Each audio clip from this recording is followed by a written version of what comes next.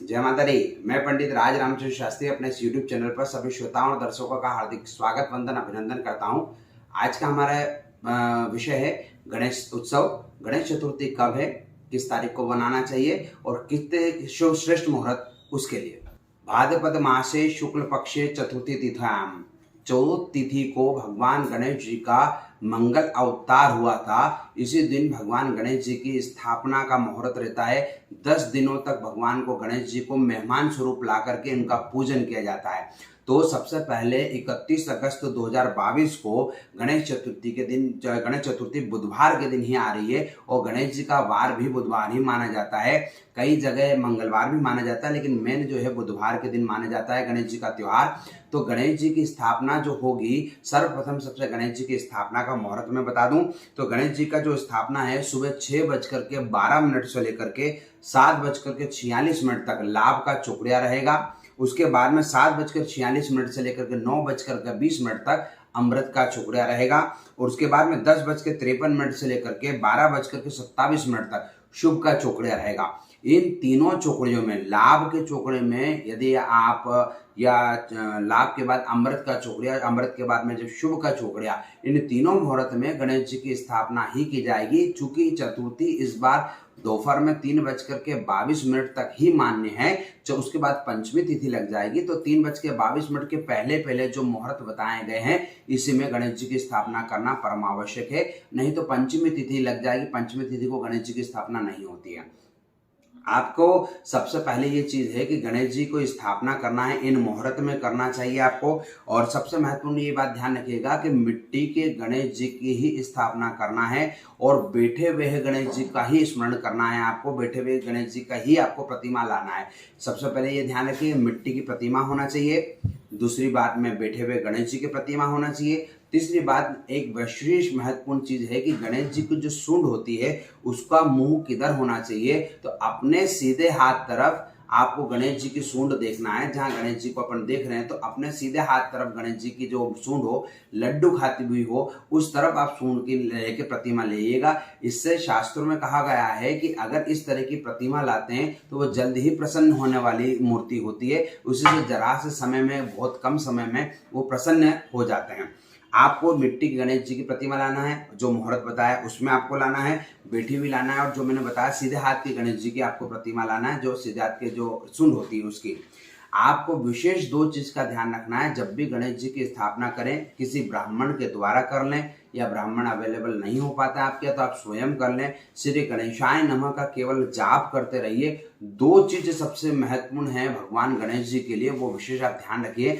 गणेश जी के लिए 2 चीज सबसे अति प्रिय है। एक तो सबसे पहली बात है लड्डू। लड्डू में मोदक का लड्डू या बूंदी का लड्डू, दोनों में से कोई भी लड्डू आप लेकर के गणेश जी को भोग लगाइए। सबसे अति प्रिय लड्डू माना जाता है भगवान गणेश जी को। और दूसरी चीज है वो पनेड़ी का इत्र। किसी भी इत्र वाले की दुकान पे जाकर के गणेश जी का सबसे फेवरेट इत्र जो होता है, सबसे महत्वपूर्ण इत्र जो होता है वो पनेड़ी का इत्र होता है। वो किसी भी इत्र वाले की दुकान पर आप जाइएगा, इत्र वाले से बोलिएगा कि पनेड़ी का इत्र दीजिए, तो वो सबसे प्रिय होता है। 10 दिन तक गणेश जी की स्थापना जब आप करते हैं, आरती सुबह शाम जरूर करें, गणेश जी को लड्डू का भोग लगाएं और रोजाना नियम से पनेड़ी का इत्र का आप भगवान को लगाइए और अथर्व शीर्ष का पाठ करें। श्री गणेशाय नमः की माला फेरें, सहस्त्रार्चन कर सकते हैं, सहस्त्र नाम ले सकते हैं, 100 नाम भी आते हैं, 100 नाम ले सकते हैं। ये आप लगातार करते रहिएगा। आप उसके पहले एक चीज का ध्यान रखिएगा, जिस प्रकार गणेश जी को 10 दिन के मेहमान स्वरूप अपन ला रहे हैं, तो सबसे पहले घर के बाहर एक आम के ताजे पत्ते की आप तोरण जरूर लगाइएगा। इससे कहते हैं कि तोरण जहां लगता है वहां गणेश जी तुरंत भी आते हैं घर के अंदर। तो आप ये तोरण लगा करके सिद्ध करिएगा। गणेश जी के इसमें आप कलश जरूर रखिएगा।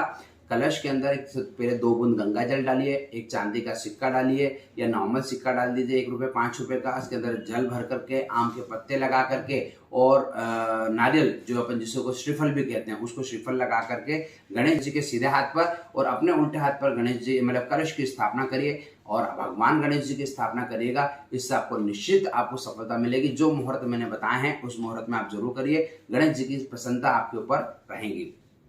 अब सेकंड चीज है कि अनंत चतुर्दशी जो हो, अनंत चतुर्दशी को विसर्जन का सबसे महत्वपूर्ण समय कौन सा है? तो 9 सितंबर 2022 के दिन में विसर्जन का समय रहेगा।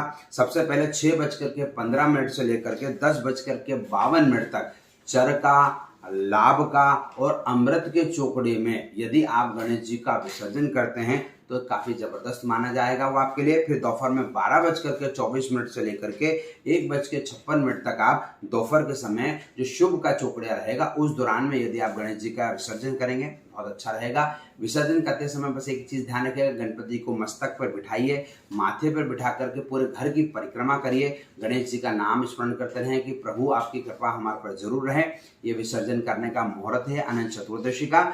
और विशेषकर इस चीज का जो मैंने बताया है आप ये विसर्जन जरूर करेगा। एक सबसे महत्वपूर्ण बात यह है कि 364 दिन चंद्रमा के दर्शन बिल्कुल कर सकते हैं, लेकिन एक दिन ऐसा होता है जो गणेश चतुर्थी के दौरान में चंद्रमा के दर्शन को निषेध कहा गया है, तो उस दौरान में चंद्रमा के दर्शन अपने को नहीं करना है।